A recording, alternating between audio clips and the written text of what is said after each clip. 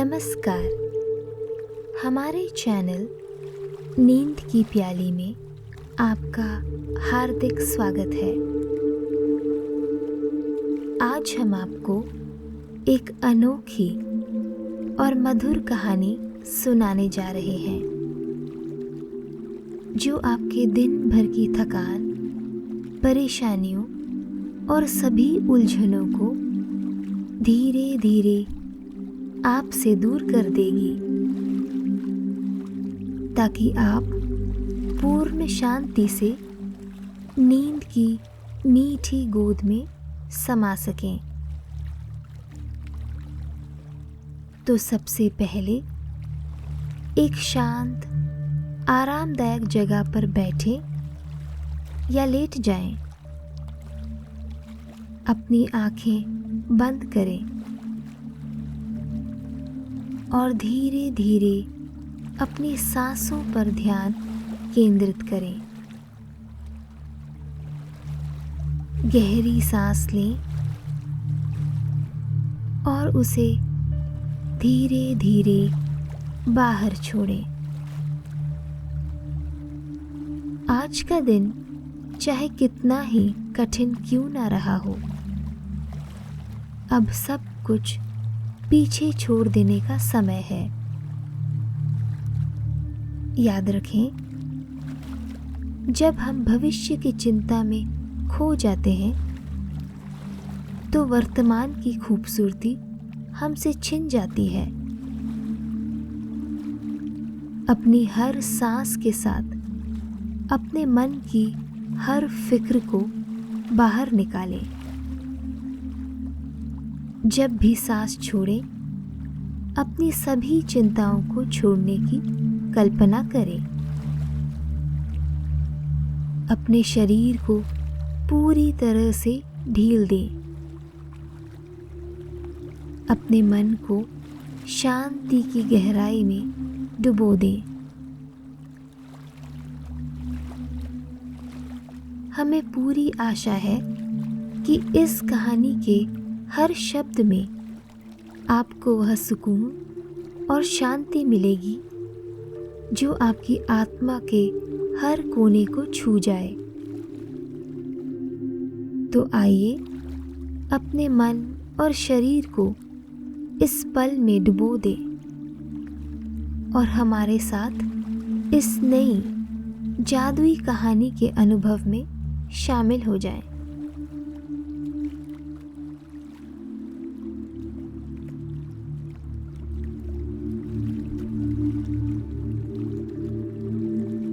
यह कहानी है 3 बच्चों की,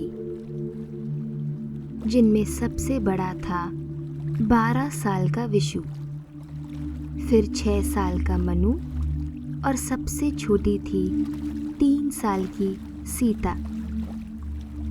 वे एक छोटे से गांव में निवास करते थे। उनकी मां के गुजर जाने के बाद वे एक दूसरे के सहारे ही जी रहे थे। जीवन की हर कठिनाई का सामना एक साथ करते हुए।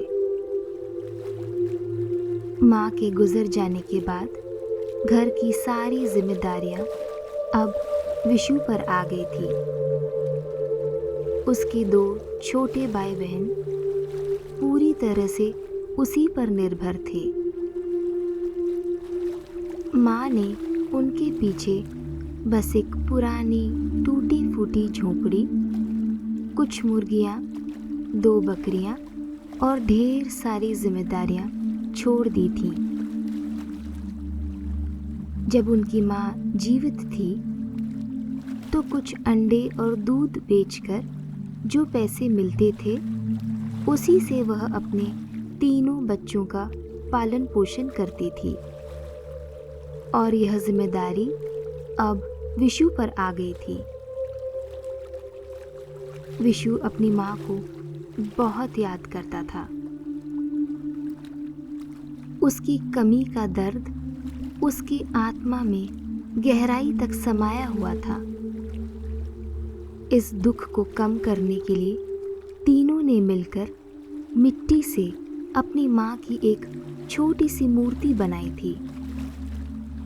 जिसे वह तीनों अपनी माँ का स्थान देते थे। हर दिन वे उस मूर्ति के पास बैठकर प्रार्थना करते थे, उससे बातें करते थे, मानो उनकी माँ अभी भी उनके साथ हो। वो मिट्टी की मूर्ति जैसे उनके जीवन की रोशनी बन गई थी। उसकी ओर देखते ही उन्हें माँ का एहसास होता था, जैसे वह अब भी वहाँ उनके साथ मौजूद हो और उनका ख्याल रख रही हो। अपनी नन्ही उम्र के बावजूद विशु ने बहादुरी से सारी जिम्मेदारियां उठा ली। हर सुबह वह मुर्गियों से अंडे और बकरियों से दूध इकट्ठा करता और गांव में बेचता, ताकि अपने परिवार के लिए खाने का इंतजाम कर सके।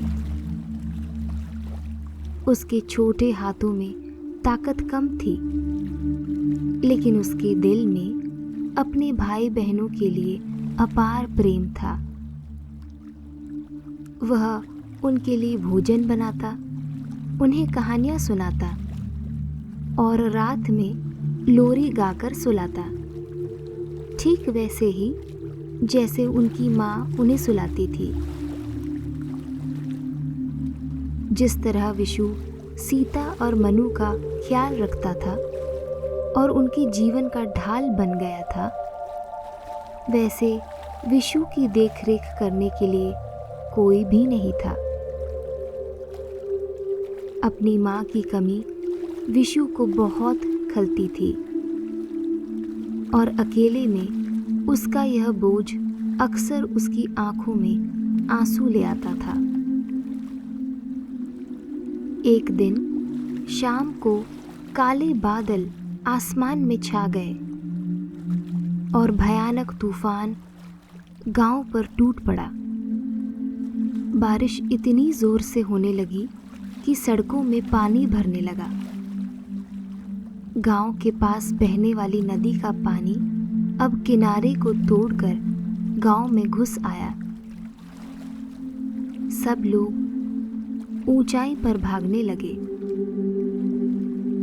विशु ने जल्दी से सीता और मनु को इकट्ठा किया और सुरक्षित स्थान की ओर भागा। जाते समय वह अपनी माँ की मूर्ति भी साथ ले गया। अपनी मुर्गियाँ और बकरियों को भी आज़ाद कर दिया, ताकि उन्हें अपने साथ लेकर सुरक्षित रख सके। जैसे जैसे रात गुजर रही थी, विशु ने देखा कि ठंड और लगातार बारिश के कारण उसकी मुर्गियाँ और बकरियाँ एक एक करके गिरने लगी। उन्हें इस तरह मरते देख विशु का दिल टूट गया। ये जानवर उसकी माँ की आखिरी निशानी थी और अब वे भी उसकी आंखों के सामने दम तोड़ रहे थे। विशु अपने भाई बहनों के लिए मजबूत बने रहने की कोशिश की। जब पानी उतरा और वे अपने घर लौटे, तो विशु का दिल और भी टूट गया। उनकी झोपड़ी पूरी तरह से बाढ़ में टूट चुकी थी। अब न उनके पास घर था और ना ही मुर्गियाँ या बकरियाँ जिससे वह अपना गुजारा कर पाते। दुख और पीड़ा का एहसास विशु पर टूट पड़ा। उसने अपनी माँ की मूर्ति को एक स्थान पर रखा और उसके सामने बैठ फूट फूट कर रोने लगा। उसकी आंखों से आंसू रुकने का नाम ही नहीं ले रही थी। इतने गहरे दर्द में वो बस एक ही शब्द बोल पा रहा था, माँ। तभी उसने अपने कंधे पर एक हल्का सा स्पर्श महसूस किया। उसने मुड़कर देखा तो छोटी सीता वहां खड़ी थी। अपने नन्हे हाथों में एक बड़ा पत्ता पकड़े हुए, जिसमें कुछ छोटे पत्थर रखे थे। दूसरे हाथ में एक छोटा घड़ा था जिसमें थोड़ा पानी था। उसकी नन्ही आंखों में मासूमियत चमक रही थी। वह मीठी आवाज में बोली, भैया, उदास मत हो। हमारे पास आज दूध और अंडे नहीं हैं, लेकिन तुम ये पत्थर और पानी बेचकर कुछ पैसे क्यों नहीं कमा लेते? हम इसी से गुजारा कर लेंगे। सीता की बात सुनकर विशु का दिल टूटने की कगार पर था। उसकी मासूमियत दुनिया की सच्चाइयों से परे एक उम्मीद की किरण दिखा रही थी। उसके भोलेपन ने विशु को अंदर तक हिला दिया। वह समझता था कि जीवन इतना आसान नहीं है, लेकिन अपनी छोटी बहन की मासूमियत के आगे वह कुछ कह न सका। उसके दिल में गहरी वेदना थी, पर उसने सीता की मासूम उम्मीदों को बनाए रखने के लिए उसकी बात मानी और पत्ते और घड़ा माँ की मूर्ति के पास रख दिया। भारी मन और ढेर सारी चिंताओं और दुख का बोझ लेकर तीनों बच्चे सो गए। अगली सुबह विशु जल्दी उठ गया। अपनी आंखें मलते हुए उसने उस पत्ते को देखा जो सीता ने पिछले रात उसे दिया था। वह अचानक रुक गया। पत्थर अब अंडे में बदल चुके थे। उसका दिल तेजी से धड़कने लगा। घड़े को खोलते ही उसने देखा कि वह ताजे दूध से भरा हुआ था। उसके समझ में नहीं आ रहा था कि ये सब कहाँ से आया। तभी उसकी नजर माँ की मूर्ति पर पड़ी। एक अजीब सी गर्माहट उसके अंदर दौड़ गई। उसकी आंखों में खुशी के आंसू भर गए और उसके दिल में गहरी कृतज्ञता का भाव जगा। उसे लगा जैसे उसकी माँ की आत्मा ने उन पर अपनी कृपा बरसाई हो। विशु ने सिर झुकाकर धीरे से प्रार्थना की, अपनी माँ का शुक्रिया अदा किया। विशु ने कुछ अंडे और दूध अपने भाई बहनों के लिए रखा और बाकी बाजार में बेच दिया। उसे एहसास हुआ कि शायद किसी न किसी रूप में उसकी माँ का प्यार अभी भी उनके साथ था। उस दिन से विशु की जिंदगी बदल गई। हर रात सीता कुछ पत्थर और पानी माँ की मूर्ति के पास रख देती और सुबह वे अंडे और दूध में बदल जाते। यह एक चमत्कार था। विशु वही अंडे और दूध बेचकर अपने परिवार के लिए पैसे कमाता था। धीरे धीरे उसने नई मुर्गियां और बकरियां खरीदी और अपने घर को भी बनाना शुरू किया। वह घर अब उनके संघर्षों, प्रेम और बलिदान का प्रतीक था। समय के साथ उनका नया घर हंसी से गूंज उठा। सीता और मनु अब स्वस्थ और खुश घर में दौड़ते भागते रहते। इन तमाम मुश्किलों और संघर्षों के बीच विशु के मन में एक गहरी समझ विकसित हो चुकी थी।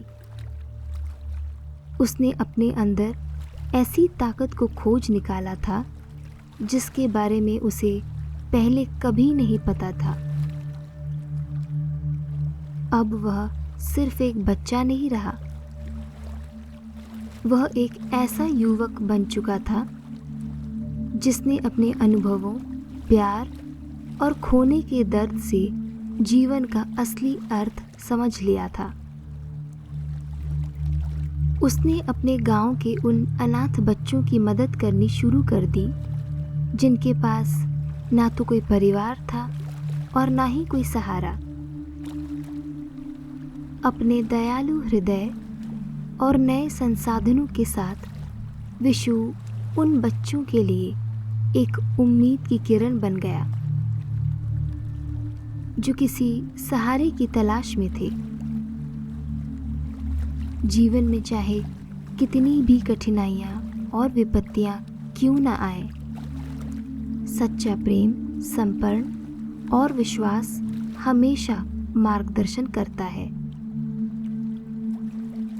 यह कहानी हमें यह सिखाती है कि भले ही भौतिक संसाधन खो जाएं, लेकिन स्नेह, आस्था और सेवा की भावना से हम जीवन की सबसे बड़ी कठिनाइयों पर भी विजय प्राप्त कर सकते हैं।